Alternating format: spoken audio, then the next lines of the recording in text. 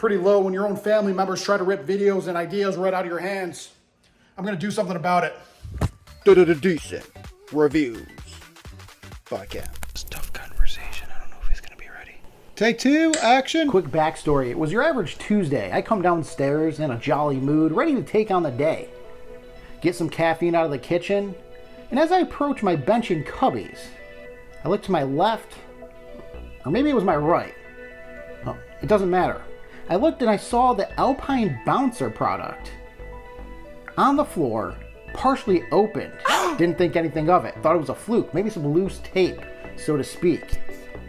But as I proceed to the kitchen, I stubbed my toe on what was the Alpine bouncer parts tossed all over the floor. Unbeknownst to me, my cameraman Mark notified me that family members coerced to have this built off camera and not reviewed for the general public to see. Luckily, I stepped in and said no. The decent reviews community, new parents, need to see the assembly of this Alpine bouncer, and in addition, my first impression. I go the extra mile for my fans, so I just had to let you guys know. Anyhow, here's the build, and here's my first impressions. All right, let's assemble this thing. Luckily, it's relatively easy. To start, you need to grab the Y-shaped piece and the base. You're gonna set those down, and then you're gonna take the small bolt with the flat bottom, and you're gonna join these two mentioned pieces together with a screwdriver.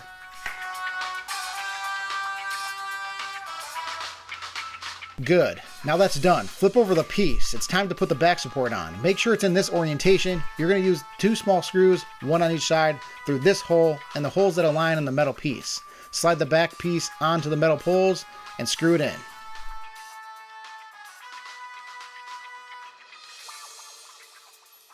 Now it's time to put the feet onto this contraption. Flip the piece back over. This elongated plastic part will fall right into one of the pre-drilled holes. And then with the final two screws, you just screw it in. Now it's time for the cover. This was a little bit of a pain to get on, but there's these two elastic bands as you see here. You're going to slide the cover over the backrest. This part was a little bit of a struggle, so you realize you got to take a different approach. You come to the other side, you pull it all the way down. With the bouncer in this orientation, you need to pull the elastic bands out of the cover and then finagle them over the metal poles to ensure the cover doesn't slide up. It's a little bit tricky at first, but you get it done eventually. Here's the locking mechanism. We'll get to that in a second, but you can attach the optional toy bar. From what I hear, there's a 50-50 chance the baby will like it. As far as design goes, it's a nice simplistic yet effective design here with this bouncer. It's a clean colorway in this charcoal tweed. Looks very classy. It has 3 reclining positions so you can change things up for your baby. Though sometimes when I look at this bar just sitting in the plastic groove, I'm kind of like, is this really gonna hold? But then it does. To adjust it, you do this awkward motion with one hand on top, lifting the back, and then grabbing the black lever piece and moving that to coincide where you would like it positioned. Then simply click it into place. Make sure you hear that snap. To fold it flat, disconnect the bar from its specified position, then pull the red lever up and slide it flat. To note, the bouncer is very lightweight. You can take it with you in the car, wherever you are, assuming that's why they call it portable.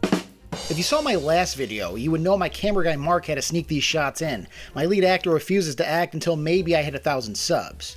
Nonetheless, the bouncer has been great. It vibes like a zero gravity share, and the baby enjoys its time in it. This thing can really buy you a lot of extra time that you may need to get something done, whether that's the dishes, eating food, an overly intense home workout, or purely to vent to your baby as if they are your therapist for the evening. I told the guy, I said, listen, you can't do that. And he just looked at me like I was crazy. From my experience, they make for good listeners. Now, the manufacturer specifically recommends not to put the bouncer in risky situations, such as a high tabletop like this. Luckily for me, I'm a part of the PB Fair NRPC. I'm certified in that area. You guys are probably wondering what that is, and it's simple. It's the Professional Baby Furniture Association and Risky Non-Recommended Placement. Professional Baby Furniture Association and Risky Non-Recommended Placement.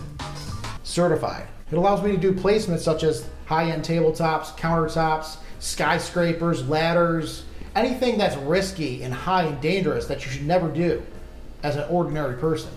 Because of these risky situations with being certified, your baby sometimes sharts in the bouncer, and I found that while the antibacterial wipe didn't work, Dawn Power Wash did. So not only does this thing just bounce, I mean, it bounces.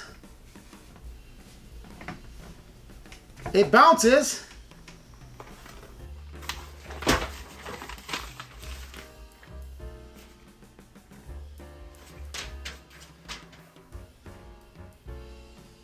Well, I guess it's low on the feature side. Anyhow, it's comfortable, it's stylish, it's simple.